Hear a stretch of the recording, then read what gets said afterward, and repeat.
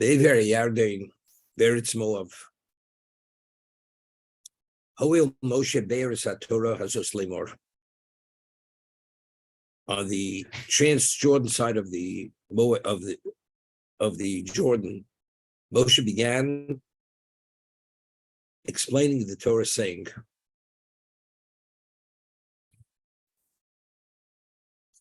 Hashem Elokeinu diber Eleinu b'Chorev Lemor. Hashem had spoken to us at Chorev. Chorev is Sinai. Rab lechem shevis bor hazeh. You've gained much when you camped at this mountain.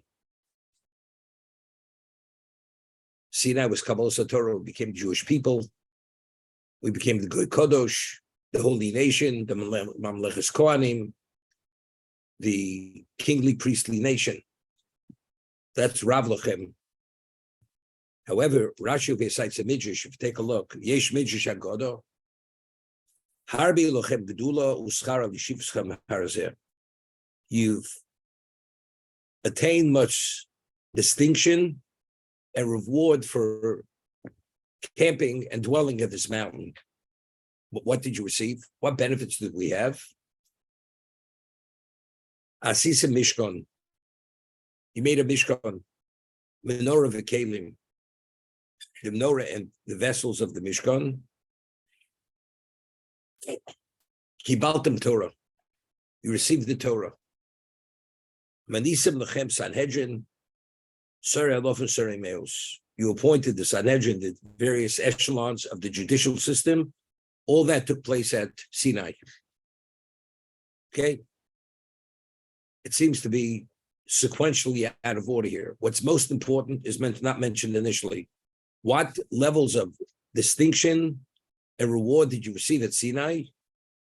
Asisa Mishkan. The Mishkan was only a result of the Chet Egel. Sinai was Kabbalas Torah. As a result, we failed. The luchos were broken, the first set, and we reinstated with the second set. Moshe says now, because you failed with the Egel, things are not going to be as originally were meant to be. Now the relationship is arm's length. Vosli Mishkan v'shachamti b'socham. We need a medium called the Mishkan that you can have a relationship with God. Right? That's the sequential order. Kabbalas Torah, we heard Aseret Dibros. Moshe ascended to Shamayim to receive the Aseret Dibros, comes down, he goes to the Egel, breaks them.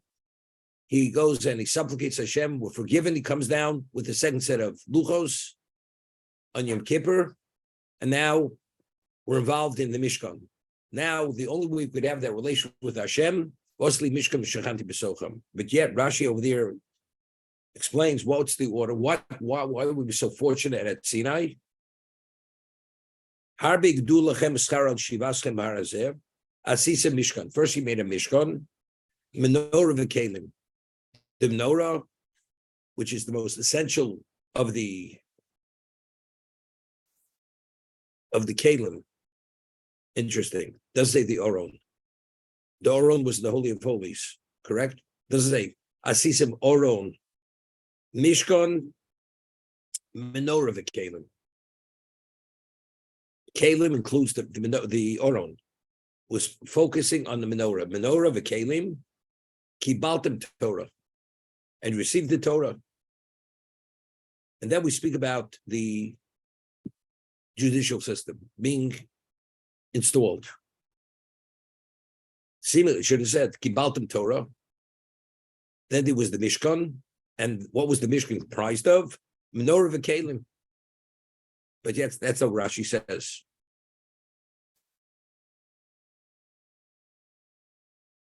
When we finish the Shmon Esrei every day, the Amida, we have a tefillah.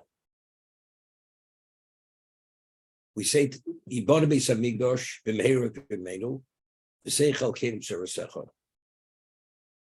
Hashem should rebuild the Mikdash speedily in our days. V'seichel kenim sarasecha, and you should give us our portion in the Torah. First of all, what does our portion in the Torah have to do with Yibana beis hamikdash b'meira b'meinu? Seeming there's a linkage.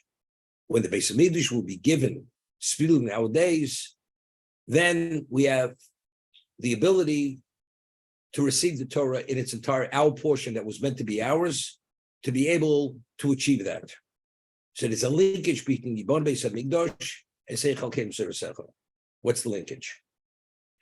Now, we mentioned many times, the Chafetz Chaim writes that at Sinai, as the Gemara tells us, every Jewish soul, even people who are not born yet into existence, every convert that will eventually convert, that person's soul was at Sinai.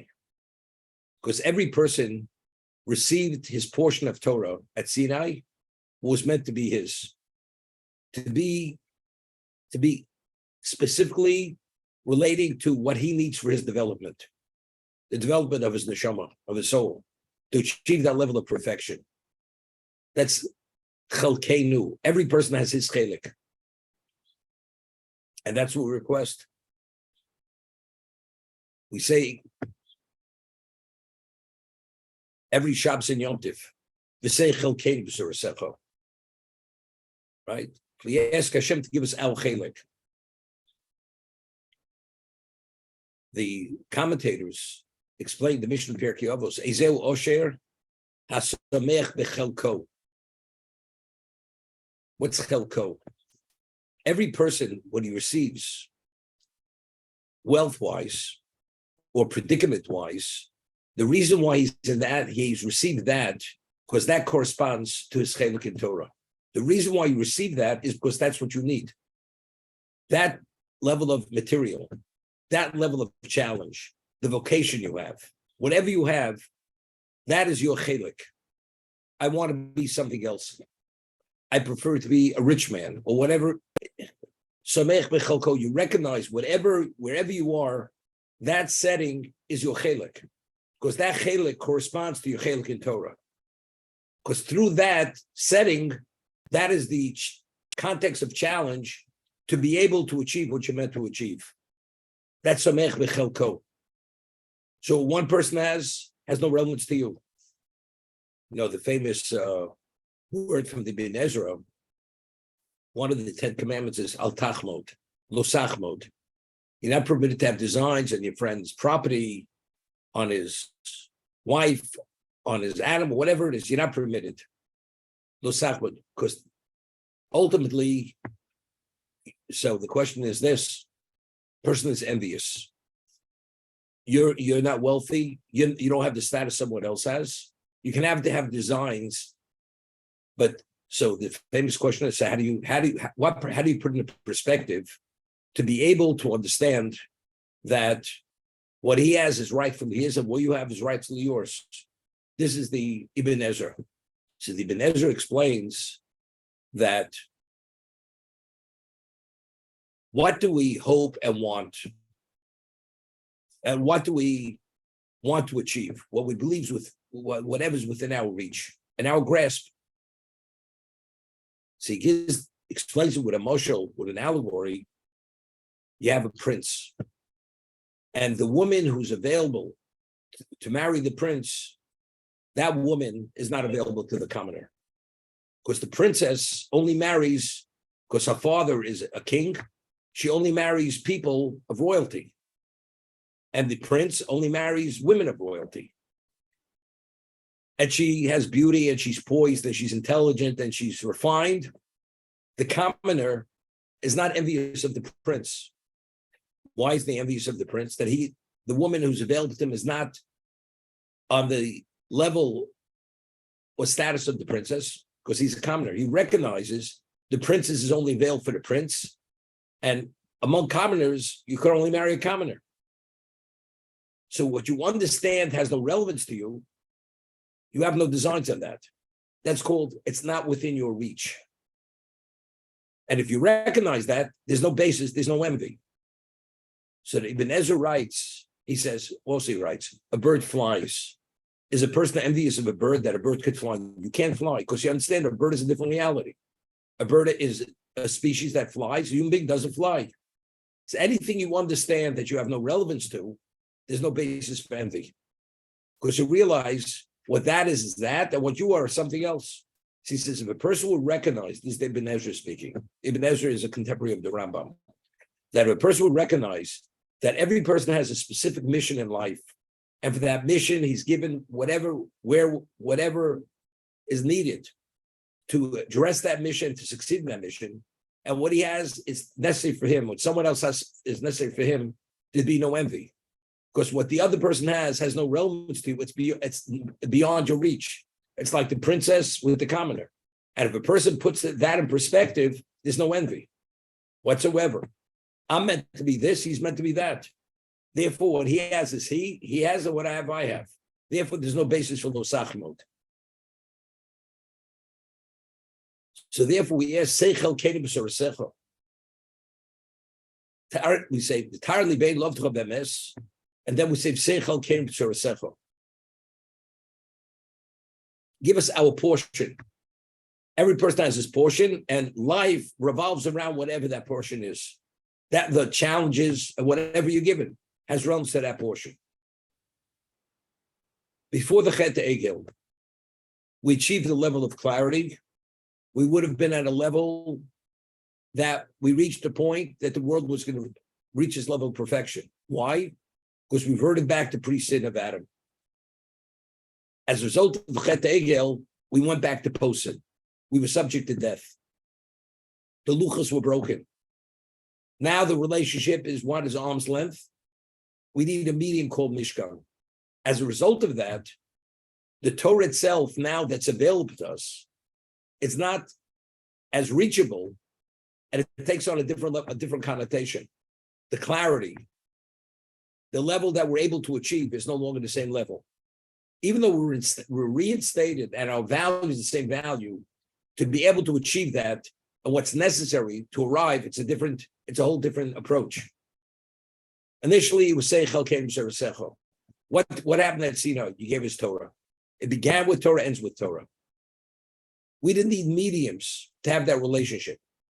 Now that the luchas we've shown us were broken because of the Chet Egel, now it's a whole different approach. We need mediums. We need a Mishkan. We need a menorah. We need vessels in the Mishkan. We need all that because that's the medium. Osli Mishkan v'shachanti b'tocham. Through that medium, I will dwell in your midst. Before that, we didn't need a medium to dwell in your midst. So what happened at Sinai? You achieved much. Even after Chet Egel, what happened? A Mishkan, menorah, kelim, and the Torah. Because now the Torah functions within that context. Okay? We say, once the Beis Hamikdash, this is the third Beis Hamikdash is going to be built, it's going to be a different level of clarity. There's no longer evil in existence. All evil will be expunged from existence. As a result of that, every person will be able to achieve his ultimate potential to be able to manifest himself in his chelik. Today, we don't have the Beis Hamikdash. We have so much interference, and it's questionable. Are we going to achieve our chelik? We're not going to achieve our chelik. Maybe most people don't. But when the Beis Hamikdash will be built, we will have that level of clarity and we'll understand what we have to do, then the person will be able to achieve his chelik in Torah. That's the way I understand it. So therefore here, when Moshe Rabbeinu says, Rav Lachem, Shebs V'hor Hazeh, that was post Chet Egel. Therefore, the sequential order doesn't start with the Torah any longer. Because you need all those prerequisites for the Torah to take on its value for you to be able to address it as you meant to address it.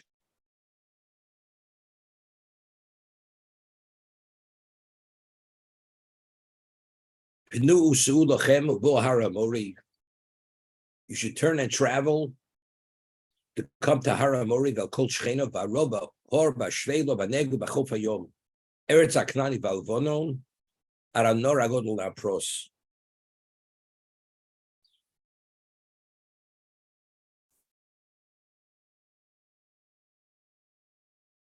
You're going to travel to come to Eretz Yisrael, Canaan, to the great river, the Euphrates.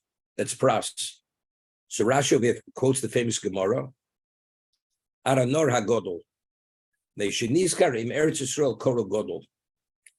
There were 4 rivers that flowed from Gan Eden. One of them was the Euphrates. The Euphrates is not the greatest of the four rivers.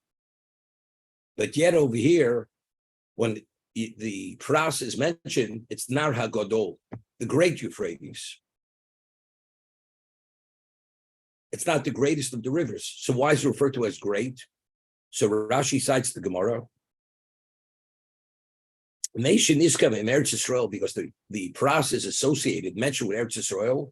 Korah Gadol, it's referred to as the great, meaning it's the greatest. Mashal Hedjit Omer. He says there's a common allegory which it said, Eved Melech, Eved Melech, Melech. The one who's of the cabinet of the king, the servant of the king, he assumes a certain level of distinction. Of course, he identifies with the king. I'll give you an example. A person is a subject of the greatest king in the world. That same person, if be a subject of a lesser king, he doesn't have that same distinction. But because of his level of association with the greater king, his distinction is a different distinction. So Eved Melech is Melech. The Eved, the subject, if you're a cabinet minister in the cabinet of the greatest king, and the same person has the same capability, but he's a lesser king, he doesn't have the same distinction.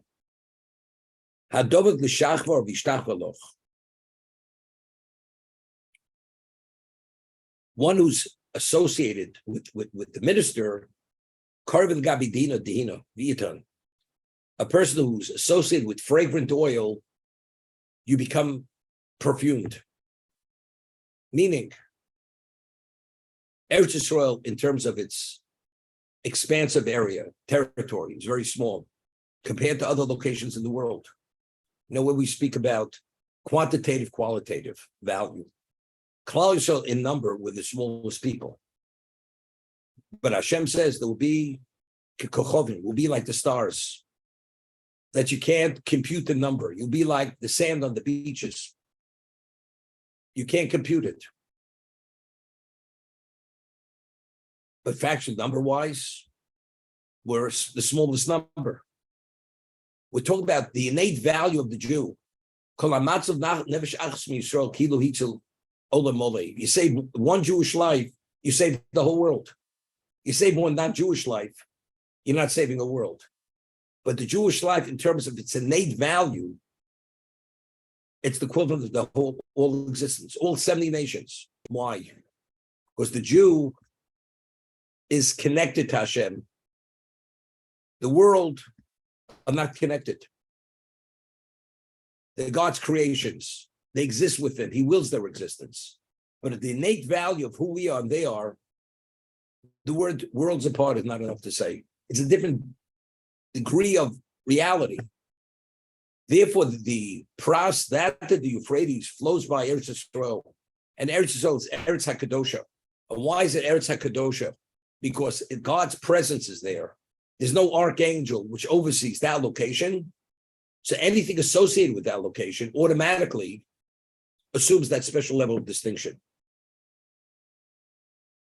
Therefore, the Euphrates, although in terms of its physicality, it's not the greatest, but in terms of its relationship to Eretz Yisrael, because of that, it assumes that level of distinction because of its association with the holiness of Eretz Yisrael, which is Hashem himself. That's the understanding. So the Jewish people, if we, even though we're the smallest number, our effectiveness, our value is not based on our number. It's based on who we are. I'll give you an example. You have 1 million people who have an IQ of 60, and you have one person who has a 300 IQ. What he understands, these million people don't understand. Even combined, they don't understand. Because they have, and it's not even a real, it's not the equivalent example of what we're talking about over here. But just to get a semblance of understanding. It's a different reality. Like we differentiate between species, unintelligible species, intelligent species. This is a different dimension. We speak about angels. Notice a beautiful word from the Chafetz Chaim. Shlomo Melech tells us, and we say it every time when we return to Sefer Torah, to the Oron, we say, Ki lechach tov nosate lechem torosi atazovu. Hashem says, the Klal Yisrael, lekach tov nosati lochem. I've given you a good commodity. Torah siyatazovu. Don't abandon my Torah. And we had the Gemara in Brochos that Hashem says when He gave us the Torah that He says, I'm telling you, because if you'd understand its innate value, under no circumstance you should abandon it. You may believe it's less, but I'm telling you, lekach tov nosati lochem. Torah siyatazovu. So the Chofetz Chaim explains, you have a commoner, and the commoner has something which he considers of special value. Within the realm of commoner, it may be considered very special. But for the minister, who's a minister in the cabinet of the king, what's available to him in terms of what's special, materially speaking, it's a whole different level. What the commoner has is considered ordinary. And what the minister has, what he considers special, what the prince has, which is another level, echelon of society, of humanity, what's available to him is another level. Even what the minister has is considered ordinary. And what the king has, you have what's fit for a king, that's another level. So even what the prince has, relative to what is available to the king, is considered relatively ordinary. And what about the 10 levels of angels, Malochim, as the Rambam says in Hilchos Torah? What's considered special even to the king, the mortal king, for the angel, in terms of the angel's status of being, anything in the material has no value. And each angel, the level of angel above the other angel, in terms of what it is able to fathom, because it was created with a different dimension of understanding because of its innate spirituality. And each level has another understanding that the lesser level pales to the upper level, to the higher level. And what God is, regardless of what the greatest angel is, has no relevance to what Hashem is in terms of his dimension, which is infinite. So God himself is telling us, what I'm giving you, and God is the ultimate, that nothing has value versus God. I'm telling you, what I'm giving you is lekach tov. Even God refers to it as lekach tov. There's nothing which is the equivalent of this, and therefore don't abandon it. Al tazovu. But it's 5 books. It's an ancient text. It's a this. It's a, what relevance does it have? Hashem says, lekach tov nosat lechem. You don't understand its ramifications. You don't understand its effect. But I'm telling you, there's nothing better than this. Nothing comparable to this. And who's telling this? God, the Creator, is telling us himself, this is what I'm gifting you. So if you understand that, the Yesod V'Shir Avoda, who wrote his commentary based on Zohar, writes, when you say the brocha, Asher Bocha Bonu Mikol Ha'amim, V'Notzalel was Toroso. He chose us of all nations to give us his Torah. If you have an understanding what that means, the King of Kings, the Creator, chose us to be his personal nation. And what was the binder to that? By giving us his Torah. What level of joy? So he writes, if you really could relate it to any degree, the level of joy you would experience, you don't have a capacity, an emotional capacity to fully contain that level of joy. If you understand what that bracha represents and what it means. You've chosen of all the nations of the world, regardless of who they are, numbers, power, he chose us. And what did he give us? To be able to have that relationship. Naslas Torah. So he gave us his Torah. This is the lekach tov nosat lechem Torah tazovu. So therefore, the pras, the Gemara tells us in Ksubis, if you live outside Eretz, it's like you have no God.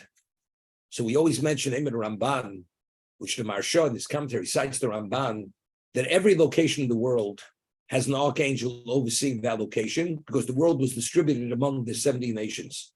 And every one of the 70 nations has an archangel.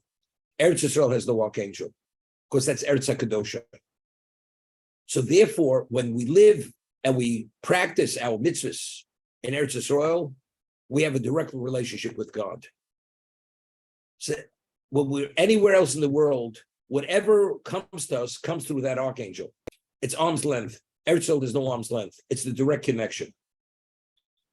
Therefore, means it's as if we're detached. Of course, Chas v'Shalom, you have a God, but the level of availability, what's available, siyata d'shmaya wise, Eretz Yisrael is another level, because there's no distance between us and Hashem.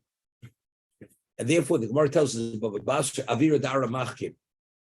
the atmosphere of Eretz Yisrael makes you wiser, meaning to be able to come upon the truths of Torah, and Eretz Yisrael comes more easily, because we're not arm's length. It's more direct. And therefore, avira da'ara machkim, Aramaic, the avir, the atmosphere of the land is machkim, makes you wiser for that reason. Therefore, the Pras, the Euphrates, although it's not the greatest of the rivers in its physicality, but because it flows by Eretz Yisrael, automatically it takes on that special level of value.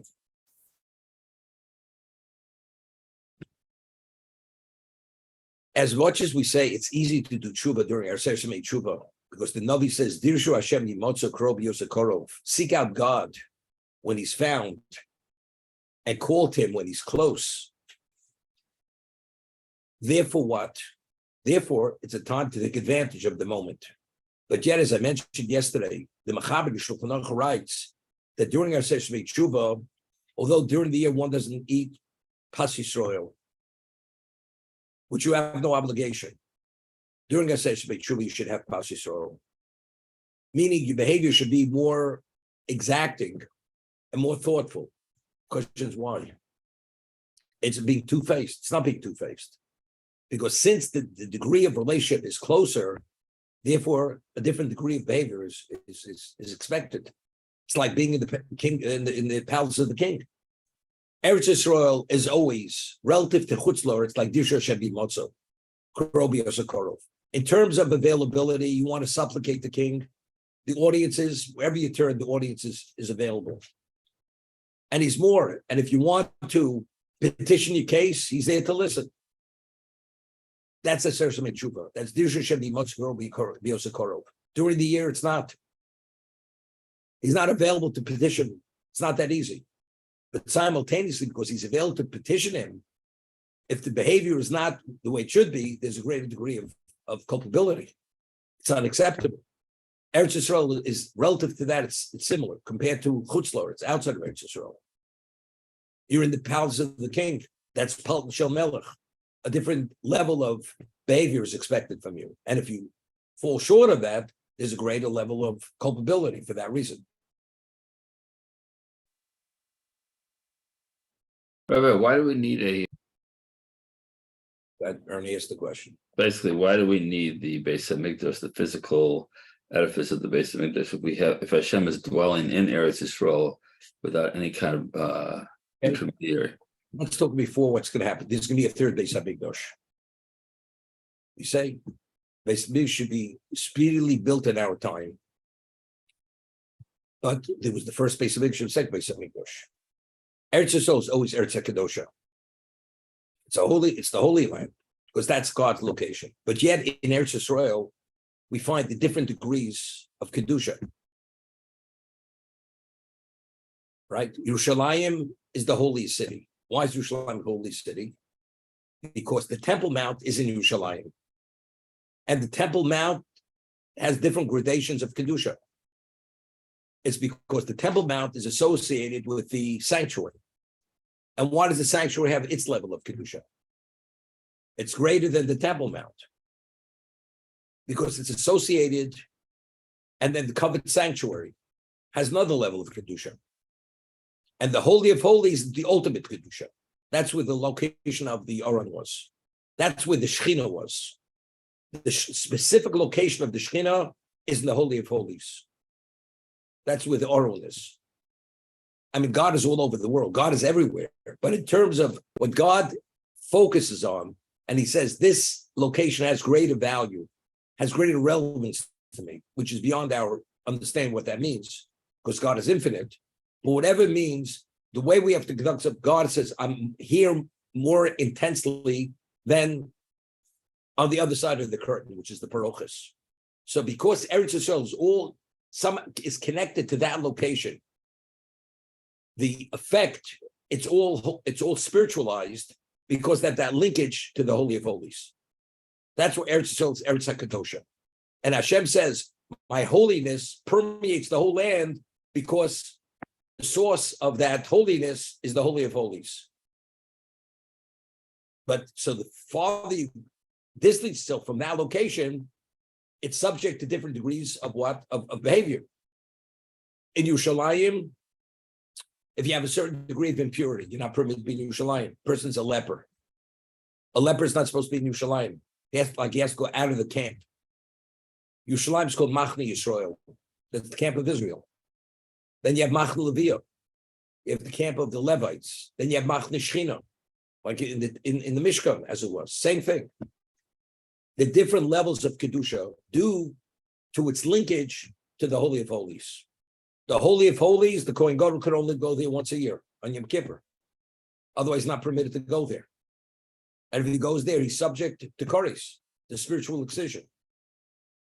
If he goes there when he's not permitted to go there.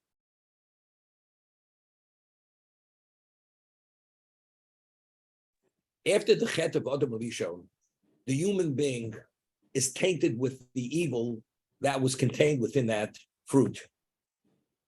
The world itself is a different world, pre-sin, post-sin. Because we're all descendants of Adam. God will create a new world in the 8,000th year. This world ends in the year 6,000, at the end of the year 6,000. For 1,000 years, the world is found. There's no world. All that will continue will be our souls, neshamos. And the neshamos themselves will be infused with all the mitzvahs that we did during our lifetimes in the physical world, the world that was tainted. In the 8,000 years, he's going to create a new world. And the neshama will be the same neshama, but it's going to manifest itself. There's going to be somehow a body. What that body is, we have no idea. But it'll be a composite, but the composite of the physicality was not going to take on a physical function. It'll be fully permeated with the soul, be integrated fully with the neshama, which was originally the intent. That the physicality should be spiritualized. To give you Moshe Rabbeinu, he radiated in his lifetime because his physicality was so spiritualized, it was like opaque.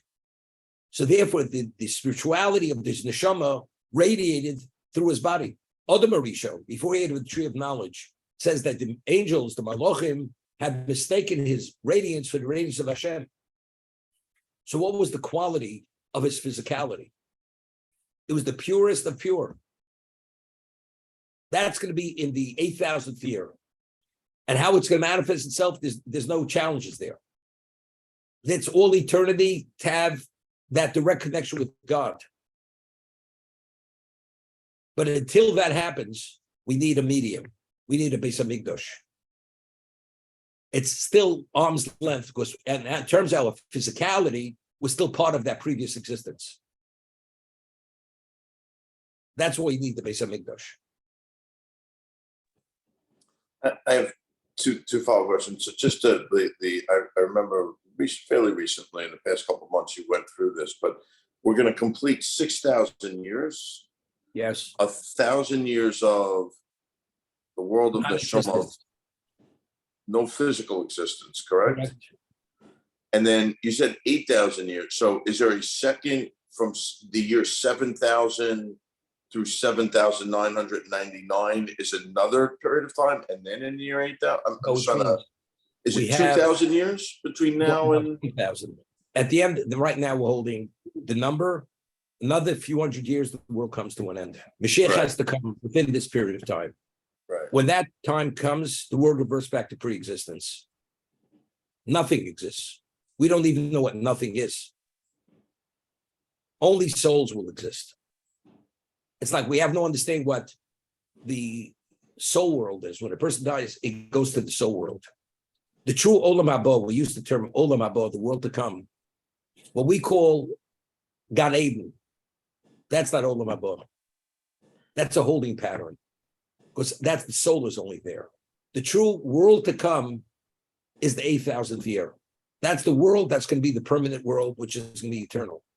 That's going to be the new creation. That's Olam Haba. And that starts in the year 7,000. That's at the end of the year. This world ends at the end of 6,000. There's going to be another 1,000 years. At the end of those other 1,000 years, the new world is created. Okay. Rabbi, you're still recording. I just didn't. I know. Okay. Then separately, if Eretz Israel is Eretz Kadosha, are there going to be non-Jews in Eretz Israel whenever this time is? And I mean, at the end of time. At the end of time. I'm assuming that about Hasidi Umas Olam, the righteous Gentiles. You know what the Yahweh Shem calls righteous Gentiles. They don't set the criteria of what a righteous Gentile is. It's what Hashem says a righteous Gentile is. Whatever the Hasidi Umas Olam, they will be part of that world to come. As they have a share in the world to come, a Jew naturally has a share. A non-Jew has to earn that to be able to be linked to that. So that non-Jew ultimately will become part of that at the end of time. and just to clarify, the Olam Haba is starting from year 7,000. Meaning, so the holding pattern is for the 1,000 years, right? So Correct. Correct. So my grandfather, who passed away, is now sitting in some holding pattern that, Correct. and that holding pattern will extend from it will also extend beyond the current period of time from year 6,000 to 7,000. All people who are going to be part of that eternity, all their souls are in that holding pattern. Right now, and then and through the year 7,000. Correct. That's what's going to happen. But time is irrelevant. It doesn't really mean anything. What does 8,000 year even mean? It's only when we relate to it. From now going forward, from that time onward, time becomes irrelevant. Right, but after 6,000, we're just souls, and time is irrelevant. Time is ended. It takes on a different form. When a certain period comes, or automatically there's going to be a new world created. Whatever that means, whatever that period of time. Whatever that means. Exactly. Okay.